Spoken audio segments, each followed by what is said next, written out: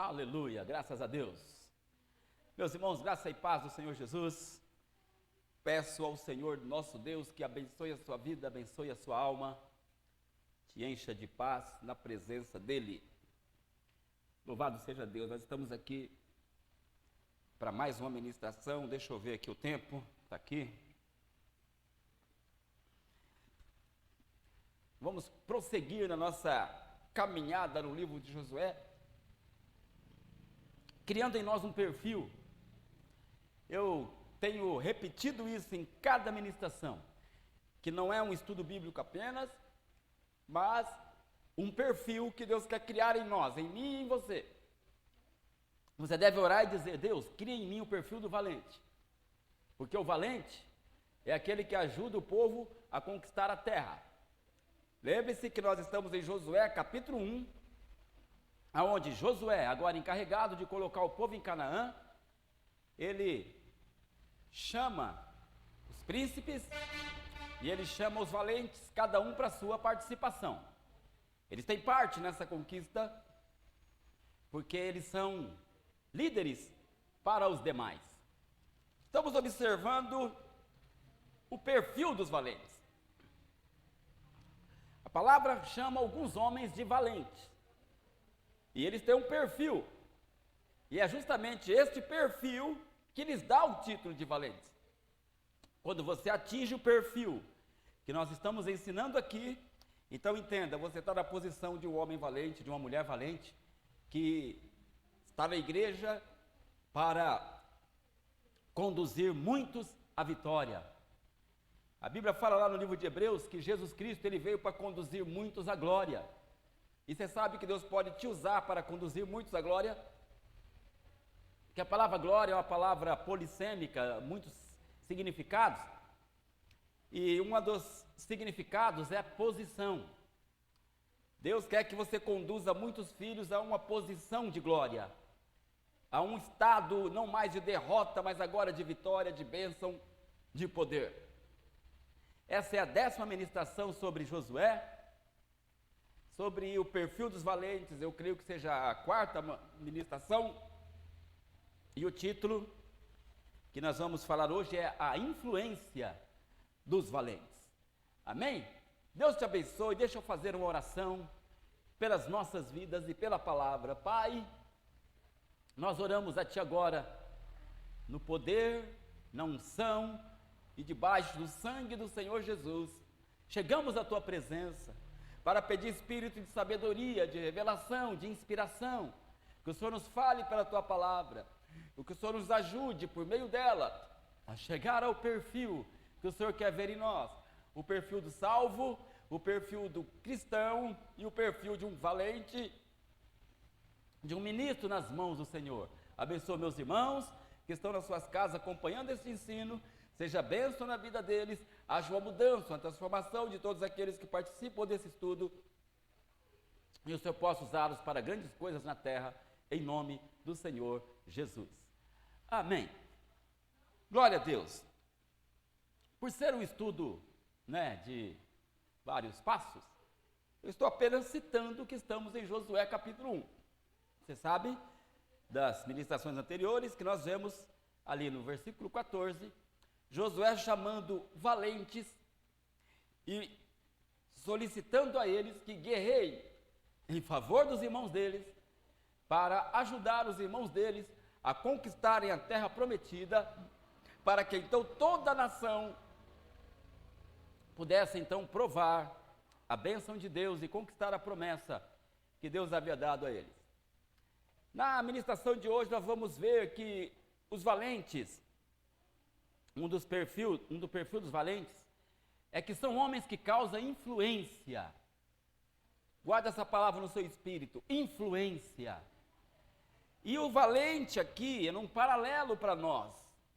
Os valentes de Josué é aqueles que iam pegar espada, escudo, iam pegar o arco, ia para a guerra física, para tirar o povo do deserto e habitar em Canaã. Mas nós transferimos isso para o nosso contexto espiritual. Quem são os valentes de Deus? Obviamente que são aqueles dispostos também a pegar as armas espirituais da nossa milícia, que são poderosas em Deus, para avançarem no território do inimigo, para libertar os cativos, para trazer almas para os pés do Senhor Jesus, libertando das opressões, expulsando os demônios. São os valentes de Deus, que pegam as armas. Uma das armas é a palavra, outra arma é a fé, outra é o escudo da salvação, é o nome de Jesus, é o jejum, a oração, isso que você já sabe. Mas o nosso contexto de hoje é que além destas armas, os valentes, eles têm o poder de influenciar, ou seja, eles lideram o povo na guerra, eles levam o povo para guerrear e eles mostram na sua própria vida a capacidade que um servo de Deus tem. Então eu quero falar hoje sobre o poder da influência. Por quê? Porque você como um líder, se você se levantar como um líder, eu quero que você saiba que o seu comportamento vai ser o comportamento de todo o grupo que você estiver liderando. Então Deus quer contar com valentes que vão influenciar para o bem, entenda isso. O valente de Deus é o que influencia para o bem, que leva o povo a viver em Deus e a viver a doutrina da palavra.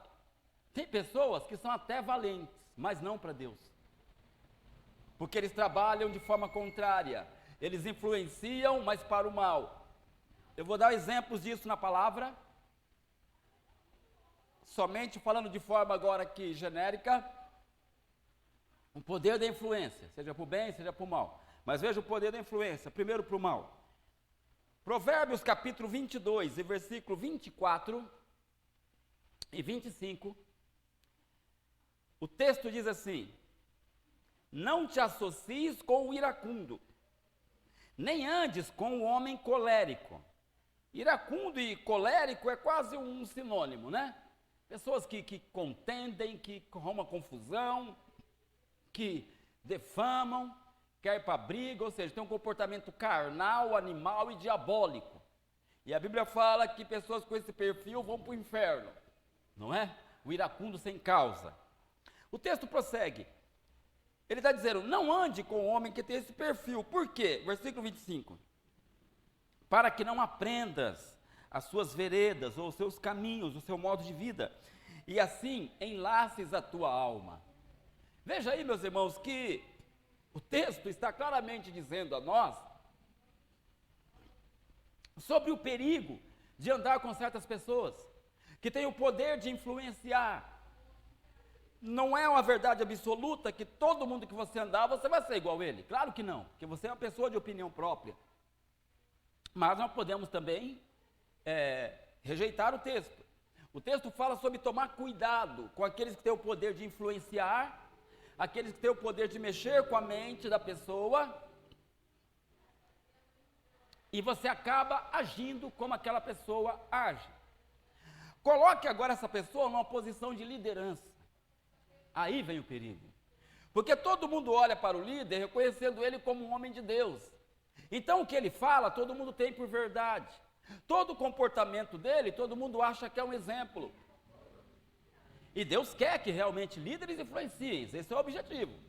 Mas para o bem, nós estamos vendo um texto aqui, onde tem pessoas que influenciam o outro para o mal, e a Bíblia fala de pessoas aqui que são um laço para a alma. Porque ele acaba enlaçando os outros começam a viver o comportamento dele, e acaba todo mundo perdido. Na verdade, todos nós somos influenciáveis. E todos nós temos o poder de influenciar. É que uns mais, outros menos. Mas todos nós somos influenciados e todos nós temos uma mente natural e limitada.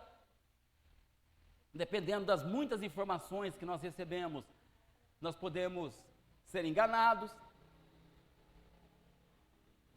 Por isso que você nunca deve ficar com uma versão só. Mas ainda eu quero dar dois exemplos sobre o poder da influência na Bíblia. Primeiro é só para reforçar isso tudo aqui. num texto que eu já li nas mensagens anteriores, porque no contexto de Josué fala-se de guerra. Então eu quero novamente ler Deuteronômio capítulo 20, onde existe ali a lei a respeito da guerra. Então Deus está ensinando, está determinando, na verdade, está dando as regras para tempos de guerra, e ele fala: quando saíres a peleja contra os teus inimigos. Então ele dá uma série de ordenanças a respeito disso. Eu vou diretamente para o versículo 8, onde diz: e continuarão os oficiais a falar ao povo, dizendo: qual é o homem medroso e de coração tímido? Veja, o homem que tem o coração medroso e o coração tímido. Deus diz: vá, torne-se para casa. Ou seja, esses não devem ir para a guerra, não vá para a guerra. Quem tem o coração medroso e tímido, não vá para a guerra. Até diríamos: por favor, não vá. Fique em casa. Por quê? Para que o coração de seus irmãos se não derreta como o seu coração.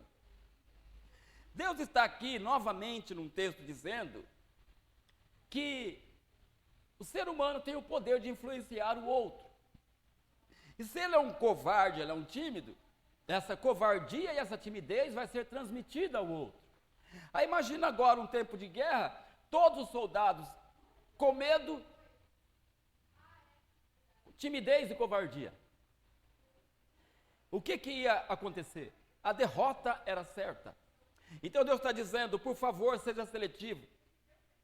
Deus fala para os generais: não coloque o tímido na guerra. Por quê? Porque ele só vai murmurar, ele só vai ver o problema, ele só vai ver o tamanho do inimigo, só vai valorizar o inimigo, e nisso ele vai desmotivando a pessoa, vai trazendo a pessoa para o estado de derrota, e a pessoa vai totalmente desmotivada para a guerra, por causa daqueles, e a derrota é certa. Então Deus está dizendo: covarde e tímido deve ir para casa, vocês não servem para a guerra. E o que Deus destaca aqui é porque não é só por causa deles, mas é porque eles vão contaminar os demais. Assim eu digo a você, meu irmão, minha irmã, que Deus está na igreja levantando valentes. Valentes que vão agir ao contrário do que nós lemos. Porque assim como a pessoa, ela pode, realmente pode, ser motivada a recuar, a ser incrédulo, a ser murmurador. Assim também tem os valentes de Deus que influenciam para o bem, que levam o povo para a vitória, que transmite ânimo no coração do outro, transmite fé, coragem, que está sempre citando os textos bíblicos.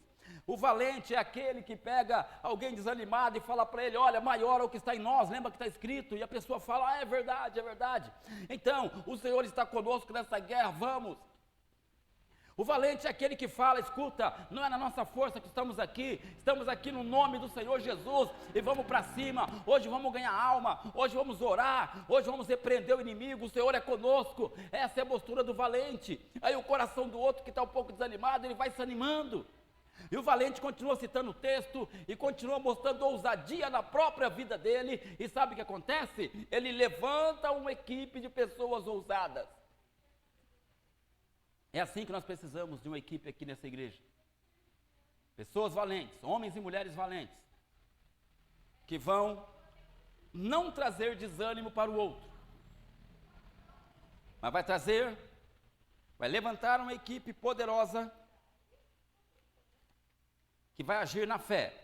Mais um texto ainda para mostrar o poder da persuasão. Sabe o que é persuasão? A pessoa que faz um bonito discurso inteligente, e move o coração de todo mundo. Em Atos capítulo 19, nós vemos o apóstolo Paulo, ele está ministrando, talvez aqui com Timóteo, se não me engano, mas não vem ao caso. Está o Paulo aqui com uma pequena equipe, né, está ministrando a palavra de Deus lá em Éfeso.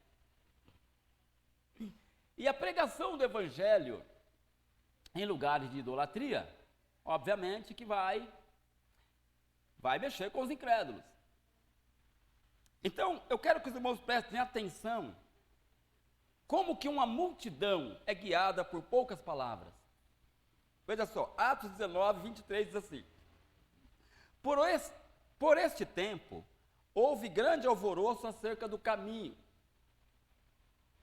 pois um ourives chamado Demétrio, que fazia de prata nichos de Diana e que dava muito lucro aos artífices, convocando-os juntamente com outros da mesma profissão, disse-lhes: Senhores, sabei que deste ofício vem a nossa prosperidade. E estáis vendo e ouvindo que não só em Éfeso, mas em quase toda a Ásia, este Paulo tem persuadido e desencaminhado muita gente, afirmando não serem deuses os que são feitos por mãos humanas. Não somente há o perigo de a nossa profissão cair em descrédito, como também o de o próprio templo da grande deusa Diana ser estimado em nada e ser mesmo destruída a majestade daquela que toda a Ásia e o mundo adoram. Versículo 28 fala: ouvindo isto, encheram-se de furor e clamavam: grande é a Diana dos Efésios. Uma multidão ouviu essas poucas palavras, e então começaram a gritar alvoroçado: grande é a Diana dos Efésios. Versículo 29 fala: foi a cidade tomada de confusão. Irmão, as palavras desse homem causaram uma confusão na cidade toda. E aí, veja o detalhe: todos a uma arremeteram para o teatro, arrebatando os macedônios, Gaio, Aristarco, companheiros de Paulo, querendo estes apresentar-se ao povo, não lhe permitiram os discípulos. Também as iarcas, que eram amigos de Paulo, mandaram rogar-lhe que não se arriscasse indo ao teatro. O detalhe está aqui agora, 32. Uns, pois, gritavam de uma forma, outros de outra, porque a assembleia caíra em confusão. A assembleia é a reunião do povo da cidade. E na maior parte, nem sabiam por que motivo estavam reunidos. Ou seja, a Bíblia fala na maior parte. Eles nem sabiam o que estava acontecendo, mas estavam gritando também. Se estavam gritando: mata este homem, mata este Paulo, começou os outros também a gritar: mata mesmo esse desgraçado, destrói ele, coloca na cadeia. E alguém perguntava: mas por quê? Eles falavam: sei lá, nem sei o que está acontecendo, mas eu estou no meio. Porque a Bíblia fala que a maior parte nem sabia o que estava acontecendo, mas estava alvoroçada a cidade, estava uma confusão. A ira do povo era grande. Vou pular para o versículo 34. Quando, porém, reconheceram que ele era judeu, Paulo, todos a uma voz gritaram por espaço de quase 2 horas: grande é a Diana dos Efésios. Meus irmãos, veja só. Paulo estava pregando o evangelho, estava tudo bem, ganhando almas, salvando pessoas, orando por vidas, estava tudo bem. Ninguém estava, pelo que parece, preocupado com nada. Mas aí surgiu o Demétrio. O Demétrio, ele vivia disso. Ele era ourives, ele trabalhava com ouro, ele fazia imagens. E Paulo começou a quebrar o salário dele, Então esse homem que começou a ficar o prejuízo, sozinho, já chamou primeiro os companheiros de profissão dele e juntos fermentaram a cidade inteira com poucas palavras. Veja o poder da persuasão, da palavra. Veja como a nossa palavra pode influenciar o outro. E aí a cidade está essa confusão, gritaram por 2 horas: grande é a Diana dos Efésios, grande, acabaram com o evangelismo. Acabaram com o ministério ali. Como é que Paulo vai pregar agora? O povo está alvoroçado querendo destruir ele. Aí o que acontece? Veja só, novamente. Imagina essa confusão na cidade, pegando fogo, e aí vem, no versículo 35, e diz: o escrivão da cidade, um escrivão da cidade, tendo apaziguado o povo, disse: senhores, Efésios, quem porventura não sabe que a cidade de Éfeso é a guardiã do templo da grande Diana, e da imagem que caiu de Júpiter?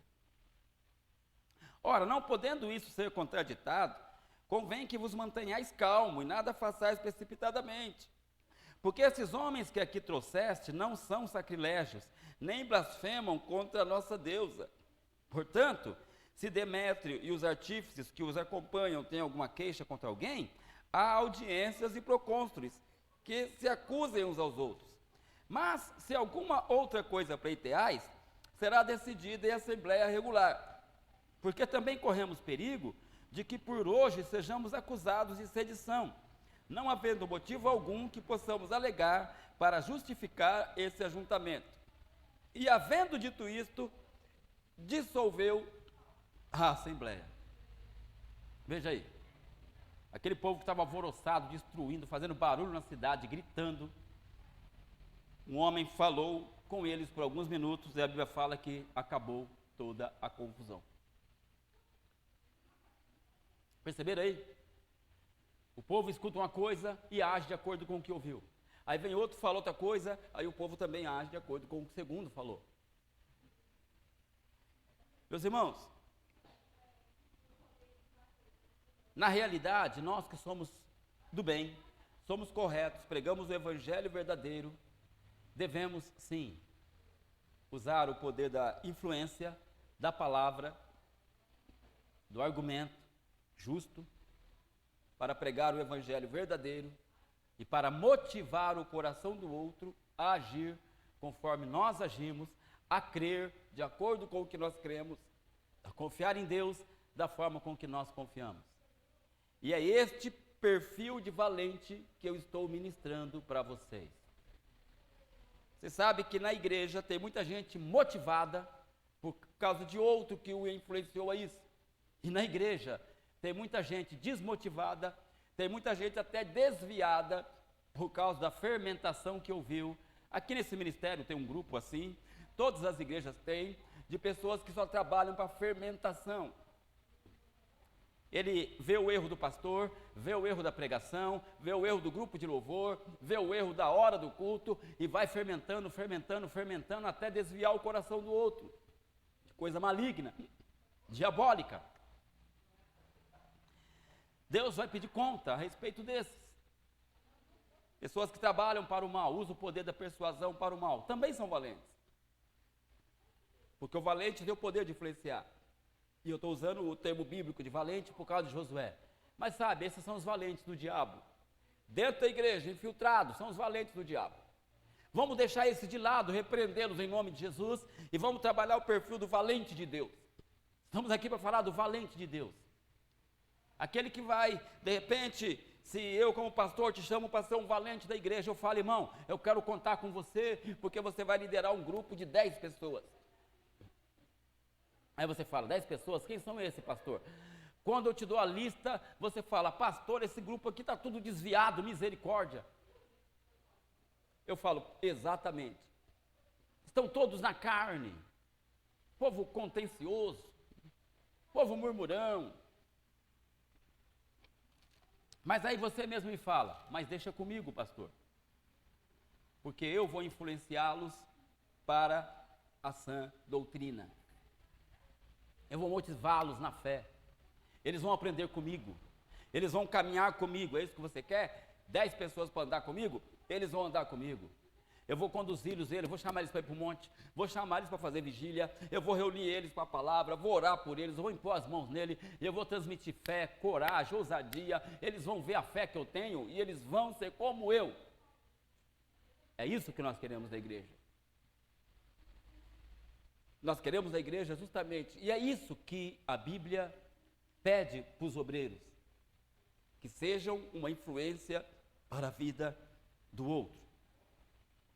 Então, influenciar é inspirar, é entusiasmar, é excitar, sugestionar, é induzir, coisas desse tipo. Isso é influenciar, é mexer no comportamento do outro.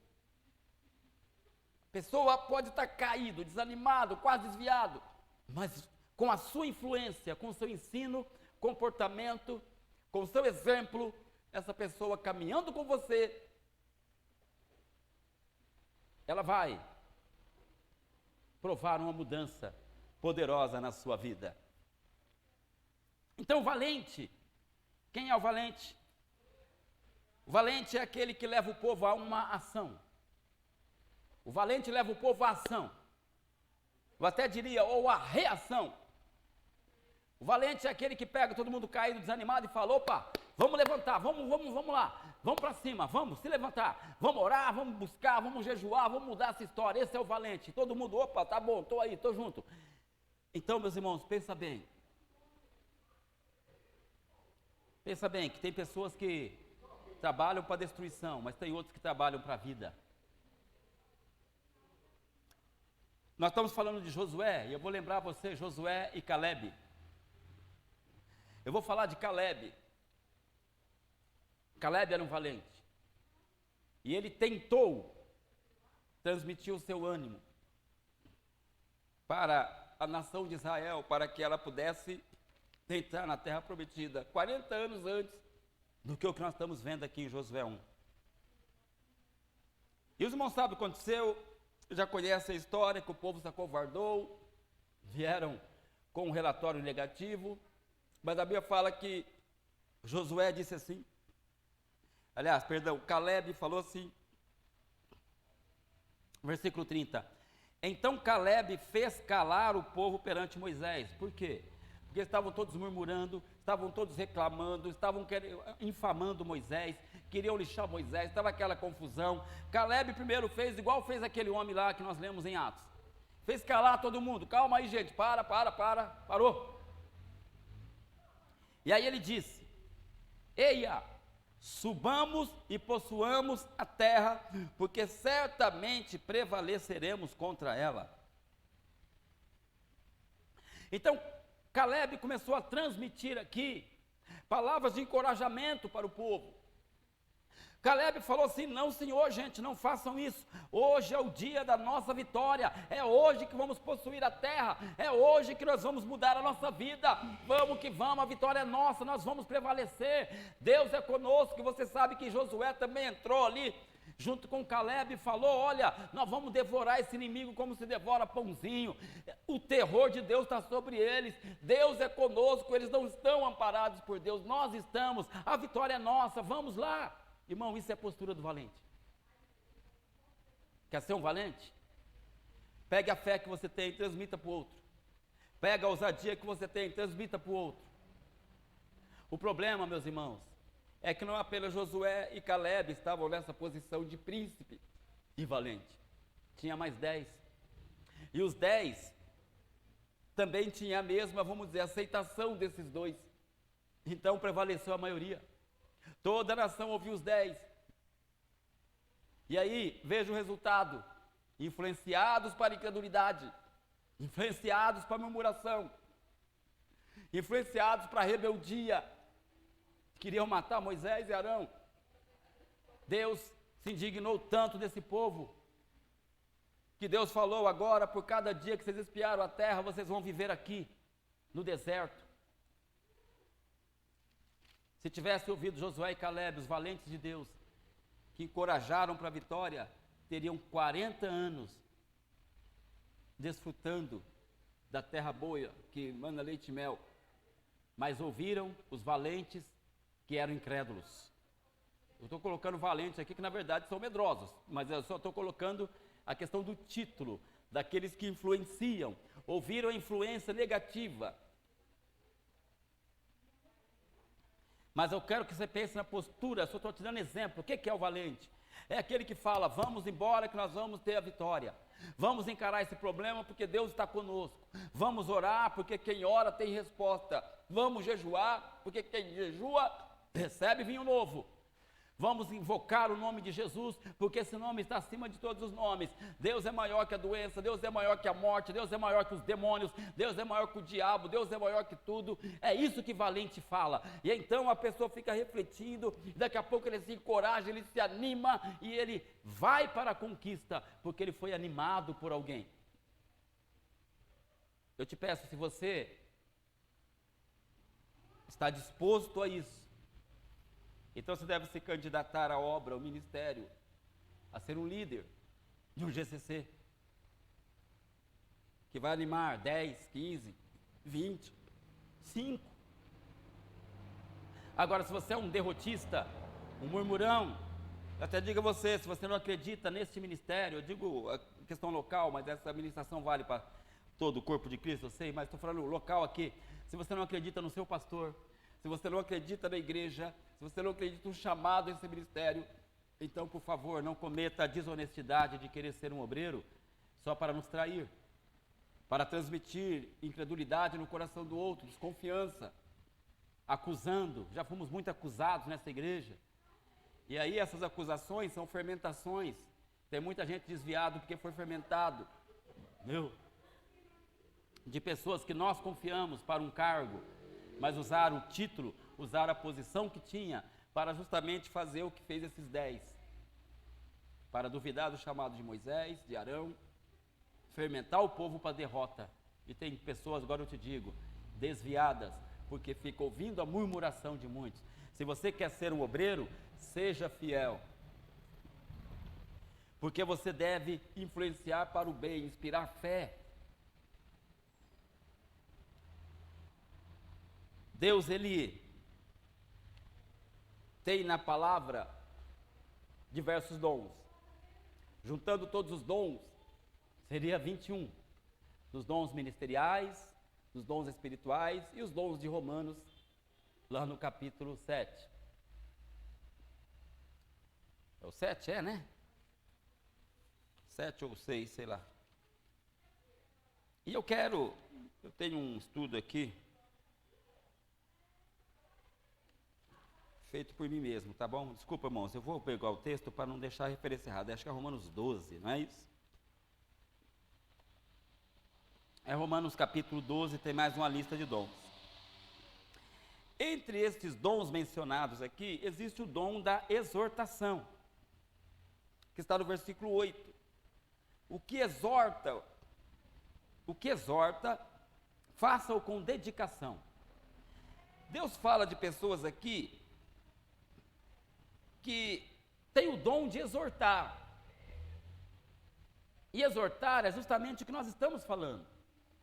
Exortar é encorajar, é animar, é fazer o outro mudar de posição, ou até de pensamento, de propósito. Ele quer parar, ele quer desistir, quer voltar para o mundo, mas aí vem as pessoas com o dom de exortação, e dá um novo ânimo, encoraja. Na verdade, esse dom não é para alguns, na verdade, é para todos. Lá em Hebreus capítulo 3, fala para nós exortarmos uns aos outros. Deixa eu ler rapidamente onde é que está isso aqui. Versículo 13. Vou ler o 12 também.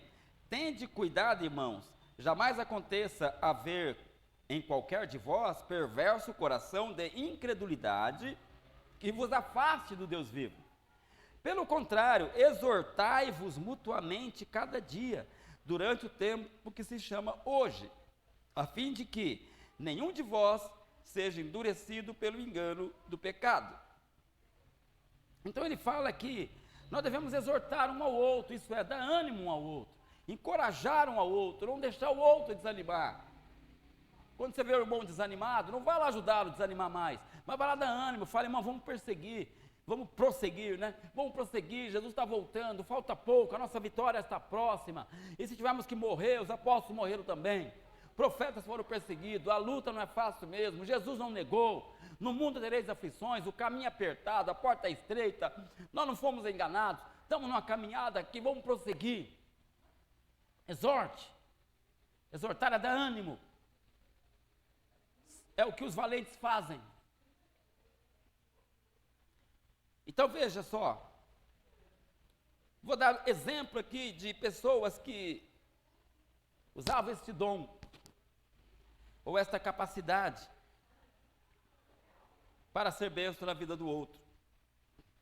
Eu vou ler a palavra de um homem aqui, que os irmãos sabem que esse homem não era de desanimar não, mas É ele que diz essas palavras assim, ó. 2 Timóteo, capítulo 1, versículo 16.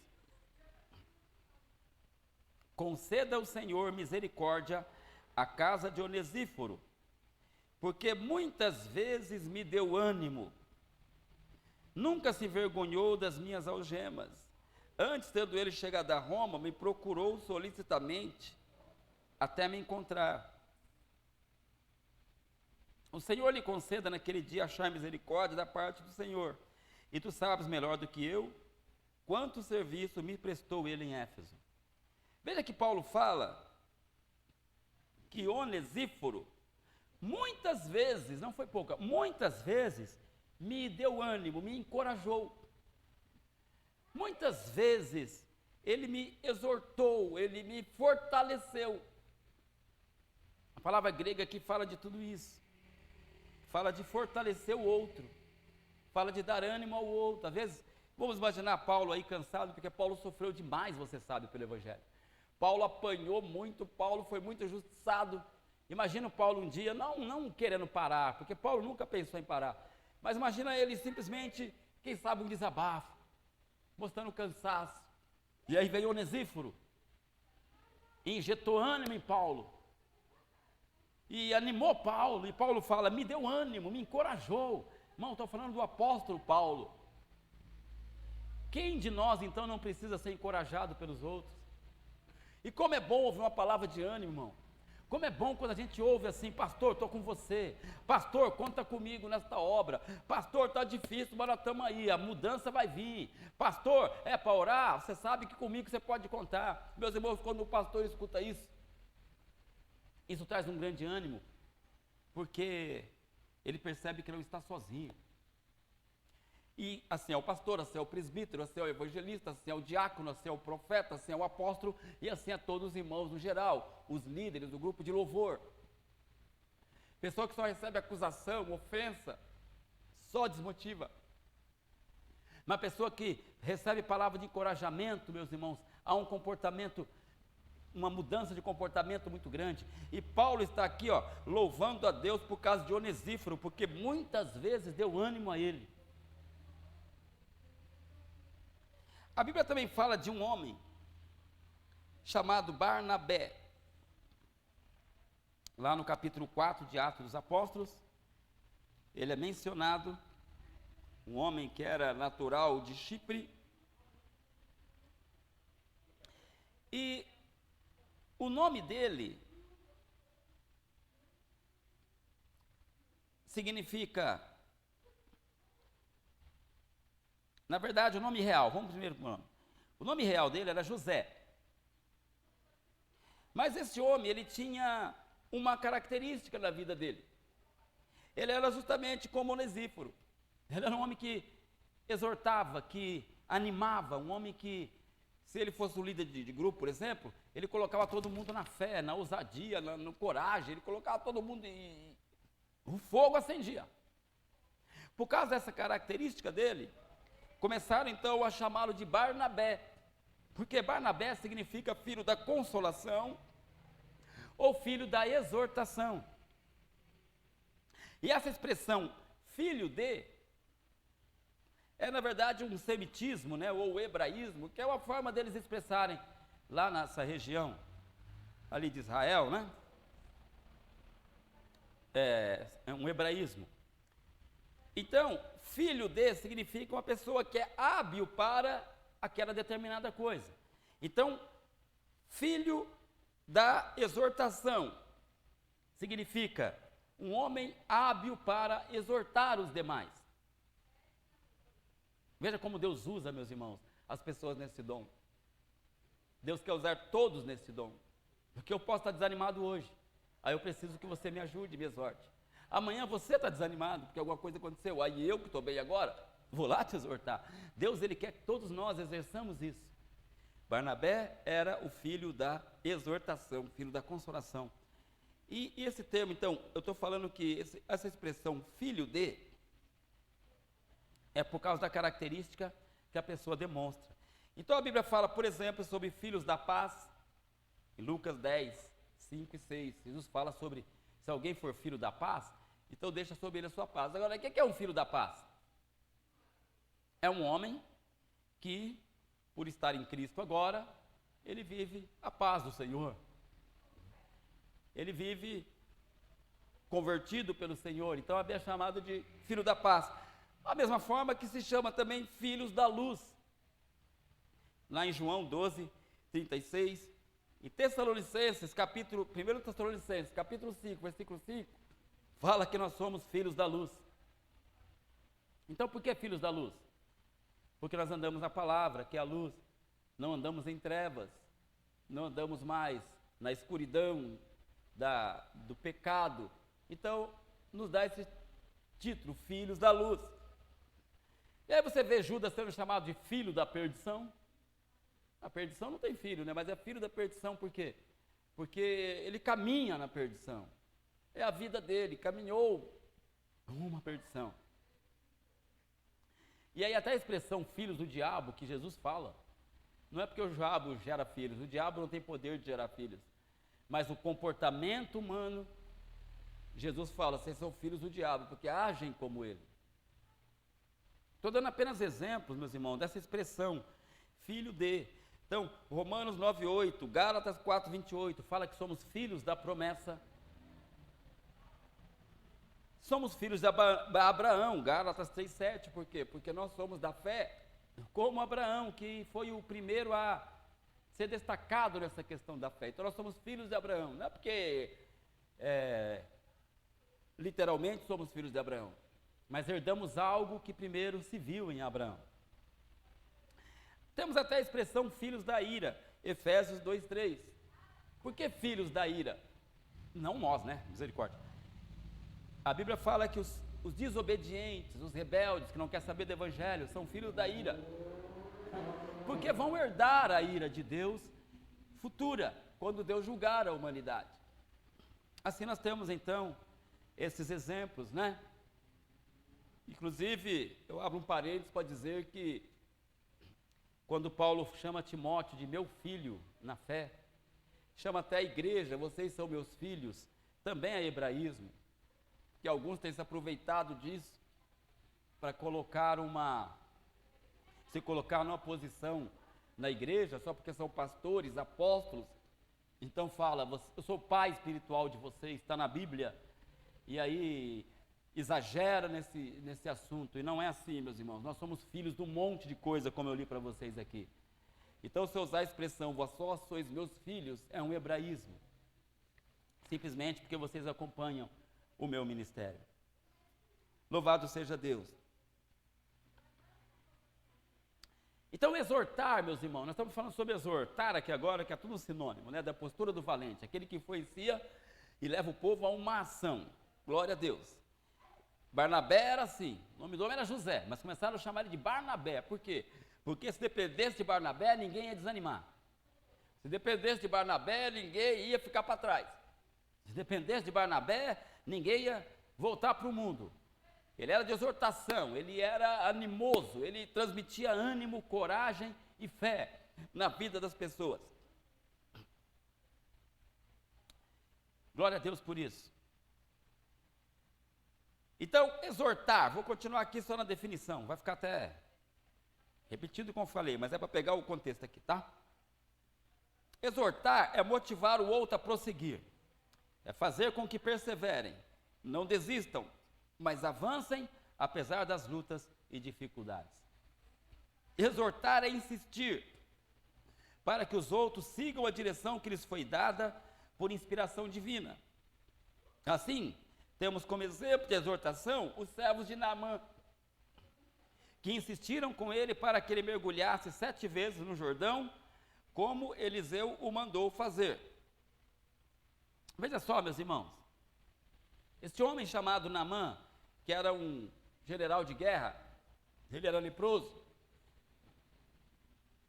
e uma moça que foi levada cativo para a Síria, falou para a esposa de Naamã, olha, fala para o meu senhor, ir até Israel e procurar o homem de Deus Eliseu, para que ele seja curado da sua lepra. Naamã foi. Chegando até Eliseu, Eliseu não foi até ele, não o cumprimentou, não o abraçou. Simplesmente falou para ele, manda ele mergulhar 7 vezes no Rio Jordão que ele vai ser curado. Naamã, ele ficou indignado com o profeta. Porque ele falou assim, eu pensei que ele ia vir aqui, ia colocar as mãos em mim, ia invocar Deus, tal. O cara nem olhou para minha cara e mandou mergulhar no Jordão. Tem rio melhor lá na minha cidade, o Rio Abana, o Rio Farfar. São rios melhores, são rios limpos, bonitos. Vem mandar eu mergulhar nesse rio sujo. Vamos embora. Irmão, esse homem ia embora leproso. Veja o poder da exortação. Veja o poder do argumento, de você encorajar alguém. Esse homem ia embora leproso e a lepra, ela vai se piorando. Daqui a pouco está caindo o corpo do cidadão, os braços começam a cair, as pernas, é uma coisa terrível. Esse homem ia morrer. Mas aí chegaram os homens que foram até lá junto com Naamã e começaram a motivá-lo. Não, Naamã, volta aqui. Mergulha aí, rapaz, foi o que o profeta mandou você fazer, mergulha. E ele não queria mergulhar. Irmão, eu vou falar novamente, esse homem ia morrer de lepra. Mas por causa dos seus amigos que falaram, não custa nada, mergulha aí. Ele mandou mergulhar, não custa nada. É como aquela frase que se diz hoje, o não você já tem. Você já está leproso. O que custa você mergulhar aí? Aí, aqui eu vou apenas dar uma enfatizada, não está escrito isso, mas suponhamos que ele mergulhasse 3 vezes e falava, aí ó, mergulhei 3 vezes, está a mesma coisa, não estou vendo mudança nenhuma. E os amigos dele, não rapaz, mergulha. Ele falou 7, mergulha de novo, não desista, não custa nada, vai lá. E ele mergulhava mais uma vez. E outra, até que ele mergulhou 7 vezes. Na 7ª vez que ele mergulhou, a sua pele estava limpa como de uma criança, diz a palavra de Deus. Então você veja isso, meus irmãos. Como é importante pessoas que exortam. Como é importante pessoas que encorajam, que não deixam o outro desanimar. Foi o que Caleb tentou fazer. Vamos lá, gente, vamos subir, vamos guerrear, a vitória é nossa, mas não quiseram. No caso de Naamã, ele ouviu o mesmo conselho. Vai lá, mergulha, não custa nada. Ele ouviu o conselho e ele foi abençoado. A partir de hoje, decida na sua vida a ser o exortador. Quando você vê alguém, um irmão desanimado na igreja, às vezes está murmurando com a igreja, com a fé, com Deus. A pessoa que murmura com Deus, duvida da palavra. Não fique do lado dele alimentando isso e falando para ele, eu entendo você, eu penso a mesma coisa, eu também acho isso. Você não está ajudando em nada, você está matando mais. Você tem que chegar para ele e falar, irmão, olha, eu também passo essa luta aí, mas sabe de uma coisa, vamos orar aqui, Deus vai dar vitória para nós, vamos fazer uma campanha junto? Vamos fazer uma campanha de jejum, eu jejuo um dia, você jejua outro? Vamos reagir, vamos pela fé? Você vai ver que essa pessoa vai se encorajar, porque ele encontrou alguém para animá-lo. As igrejas que mais crescem, meus irmãos, é onde tem obreiros que encorajam as pessoas, que levam as pessoas a decisões. E eu estou te chamando para isso. Para ser uma pessoa que vai conduzir um grupo e vai animá-los. E vai, por causa do seu ministério, as pessoas vão caminhar, vão permanecer firmes na rocha, que é o Senhor Jesus. Eu vou ler algo que está em Judas. Judas é o penúltimo capítulo da Bíblia, só tem um versículo, aliás, só tem um capítulo, versículo 21 a 23 diz assim, guardai-vos no amor de Deus, esperando a misericórdia de nosso Senhor Jesus Cristo para a vida eterna, e compadecei-vos de alguns que estão na dúvida. Veja, se compadeçam daqueles que estão na dúvida. Dúvida que é o quê? Continuo na igreja, no evangelho, paro, vou embora, estou na dúvida, não sabe se prossegue na fé ou se desanimam. Essa pessoa precisa de compaixão. Compadecei-vos dessas pessoas. Salvai-os, veja aí, meus irmãos, salvai-os, arrebatando-os do fogo. Quanto aos outros, sede também compassivos em temor, detestando até a roupa contaminada pela carne. Aqui é novamente um chamado para exortação. Se compadeça do que estão na dúvida, não acaba de matar eles não, mas arrebata eles do fogo, traz eles de volta com palavras de ânimo, de encorajamento, orando por eles, se dispondo a fazer uma campanha na casa dele, orando, buscando, ministrando a palavra e fala, você não está sozinho, estamos juntos na caminhada. Precisamos fazer isso uns com os outros, ok? Então, meus irmãos, eu vou encerrar aqui mostrando as características dessas pessoas que exercem o dom de exortação. Bom, depois voltamos ali no caso de Josué para a gente encerrar por hoje. Então, a característica de pessoas que possuem o dom de exortação. E aqui vai a característica do obreiro. Tem pessoa que quer ser obreiro, irmão, mas ele não tem perfil. Murmurador, incrédulo, confuso, não transmite ânimo. Mas se você for obreiro, vai atrapalhar o trabalho. Então, ore a Deus e mude tudo isso. O seu perfil tem que estar aqui, ó. 10 coisas. Eu vou falar o obreiro agora para você entender. O líder de célula, o diácono, o presbítero, o pastor, seja o que for. É uma pessoa otimista, como foi Josué e Caleb diante dos demais. Tem que ser otimista, irmão. É que você vai liderar um grupo sem ser otimista. Você vai chegar com aquela cara desanimado, vai desanimar todo mundo. Você vai chegar para quebrar o ambiente, está todo mundo feliz, você chega com aquela cara de derrota, vai transmitir a derrota para todo mundo, então não dá. Segundo, dirige palavras de ânimo, encorajamento e conforto, motivando a ação. Então você chega no seu grupo para dirigir palavras de ânimo, encorajar o povo, levar o povo à ação. 3, apoia e fortalece tanto o que está fraco na fé, quanto o novo convertido. 4, é uma pessoa que tem consciência, ele compreende que as lutas e tribulações fazem parte da vida e nos levam à maturidade. Então, exortadores devem conhecer as doutrinas do sofrimento, paciência e perseverança para transmitir aos outros. Entendeu? Então, não é uma pessoa que não tem problema, claro que ela tem. Mas ela compreende na Bíblia, ela é madura para entender que na Bíblia, Deus tem uma razão. Às vezes a gente sofre mesmo, a gente passa luta. Então a pessoa sabe administrar isso na vida dela e sabe comunicar isso aos outros. Então ele sabe aconselhar na luta. 5, ele tem confiança no ministério que congrega. Senão ele mesmo provoca a murmuração e desanima o coração do outro de vir para a igreja, porque nem ele acredita na igreja, como é que ele quer afirmar o outro na igreja? Aí a pessoa desvia mesmo. 6, tem confiança nas decisões dos líderes da igreja. Então ele participa da reunião, o pastor o convence, e ele vai transmitir isso para os outros. Ele entendeu a visão do pastor. Então ele não é um fermentador e não é alguém que causa divisão e facção. Ele tem confiança naquilo que o pastor transmitiu. Então o 7 tem a ver com isso. Conhece e dá apoio à visão do ministério.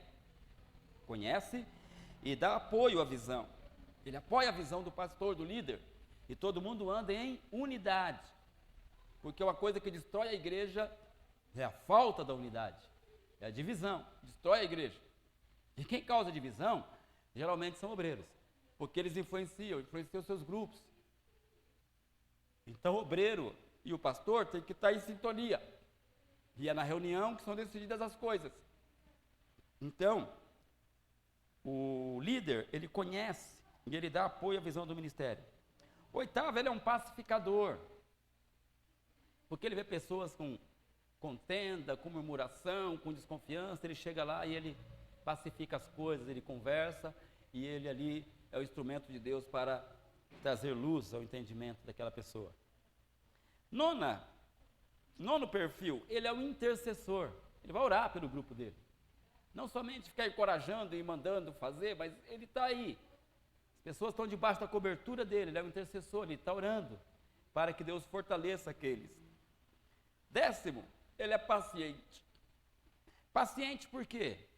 Porque nem todo mundo vai se transformar da noite para o dia. Mas ele é paciente, ele não desanima, não desiste das pessoas.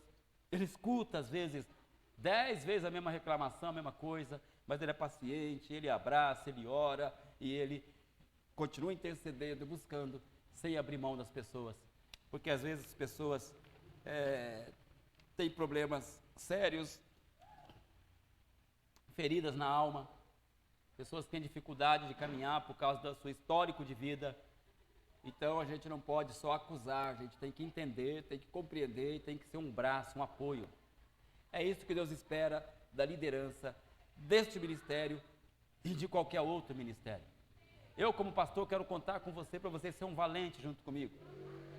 Eu aqui na igreja estou na posição de Josué, aquele que tem a visão, aquele que sabe a hora de fazer as coisas, aquele que traz um modelo para a igreja, é assim que vamos trabalhar, mas eu quero dizer a você, e não é nenhuma demagogia, sem você eu não posso fazer nada. É a frase que eu tenho dito há muitos anos, que eu ouvi de Morre Cerulo. Sem visão o povo perece, então eu tenho que ter a visão. Agora, sem o povo, a visão perece. Sem você como líder do meu lado, sem você como valente do meu lado e o príncipe, toda a visão que eu tiver vai cair por terra, porque eu não posso fazer nada sozinho. Eu não posso exercer, eu posso dar a visão e participar também dela, mas contando com o seu apoio. Imagina, por exemplo, Josué e Caleb, eles queriam invadir a terra. Os demais não quiseram. Imagina se Josué e Caleb falassem, então vamos só nós dois. Eles não querem receber herança, vamos lá. Vamos nós dois lá e acabou.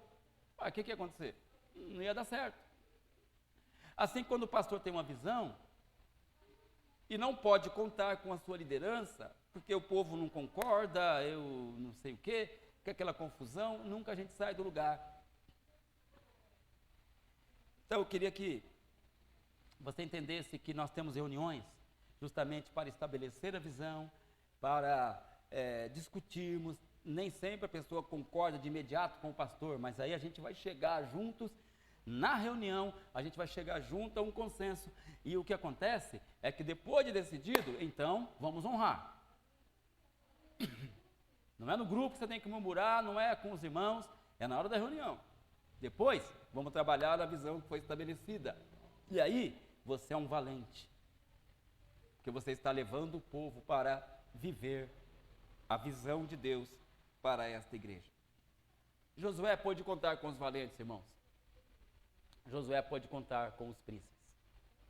E cada pastor tem que poder contar com a sua equipe de liderança para ser uma influência para os demais, para não deixá-los desanimar, para fazê-los avançar e também para liderá-los nisso. Liderá-los numa vida de busca. Liderá-los num aumento de fé. Amém? Que Deus abençoe a sua vida. Semana que vem nós temos a última parte sobre o perfil dos valentes. E nós vamos falar justamente o que eu já falei um pouco aqui, sobre fidelidade. A fidelidade dos valentes. Hoje falamos sobre o valente como aquele que influencia, que exorta. Que Deus te abençoe, no poder do nome de Jesus. Eu quero orar. E ainda digo a você, meus irmãos, que nós ministramos aqui, toda a realidade da palavra, nunca ela é só para dentro da igreja. Se você usar esse mesmo princípio numa empresa que você tem, transmitindo ânimo para os seus funcionários, ou você que é simplesmente um funcionário, mas que quer o bem da sua empresa, do seu patrão, você pode transmitir ânimo para o outro, dentro da sua casa. Você pode ser influência para o bem na sua casa. Você tem que ser uma alegria dentro da sua casa, influenciar o coração dos seus filhos, da sua esposa, do seu marido. Tudo que nós ouvimos aqui, aparecemos dentro de casa, na sociedade e também na igreja, cada um no seu contexto. Seja alguém que exorta, seja alguém que anima, seja alguém que transmite bênção, paz e fé no coração dos outros. Seja quem for, crente ou não, transmita alegria, transmita paz, transmita poder, transmita ânimo, faça as pessoas avançarem, faça as pessoas crescerem, faça as pessoas produzirem. Não deixa ninguém caído. Que Deus te abençoe no poder do nome do Senhor Jesus. Vamos orar. Senhor, meu Deus e meu Pai, em nome de Jesus, hoje estudamos sobre mais um perfil do valente.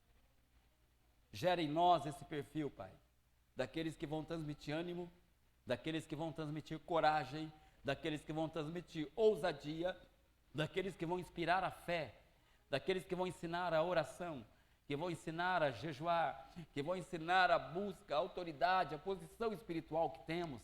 Pai amado, em nome de Jesus, que todos exerçam o dom da exortação com sabedoria, com graça, arrebatando muitos do fogo. Senhor amado, que palavras de vitória saiam da boca dos meus irmãos, palavras de ânimo. Senhor amado, não nos deixe trabalhar para o mal, não nos deixe abrir a boca para murmuração e para desanimar o coração do outro, mas nos usa poderosamente, quando no abrir da nossa boca possamos transmitir vida. Jesus Cristo disse, a carne para nada aproveita, mas as palavras que eu vos digo são espírito e vida. Pai, que principalmente os obreiros desta igreja possam transmitir palavras que são espírito e vida, e transmitir uma vida espiritual que avança, e transmitir vida no coração dos seus ouvintes, do seu grupo. Em nome de Jesus, eu abençoo cada vida, declarando agora que o Senhor vai te usar para grandes coisas na terra, em nome do Senhor Jesus. Amém. Deus abençoe, meus irmãos. Você que ainda hoje verá esta ministração, saiba que amanhã, hoje mesmo, às 8 horas, nós teremos o nosso culto aqui na igreja. Mas aí só vai sair às 8 horas, né? Misericórdia. Irmãos, Deus abençoe a sua vida. A paz do Senhor Jesus. É que hoje a ministração foi numa quarta-feira, e quarta-feira nós temos também o culto aqui às 8 horas. Amém? Por isso que eu estou falando aqui, acostumado na terça. Deus te abençoe. Domingo temos nosso culto aqui. Fique na paz do Senhor. Amém.